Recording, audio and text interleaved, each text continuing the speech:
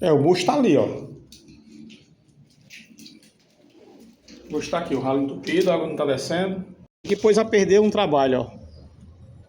O cara deixou massa dentro do cano, teve que cortar. Olha lá, o cano totalmente preenchido bem na curva, né? Que ela se acumula, vai juntando. Aí, aqui, ó. Massa do tempo de construção mesmo, de início de obra, né, ó.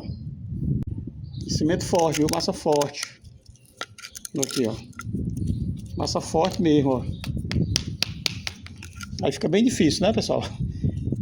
E aí dá um problema sério no futuro se a gente não faz os testes. Então por isso que a gente tem que testar todos os ralos, todos os aparelhos, descarga, pia. O comissionamento é exatamente isso, os testes assim, de todas as peças. Aí, ó.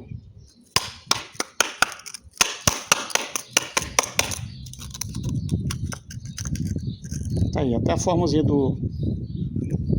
da curva ele fez, ó.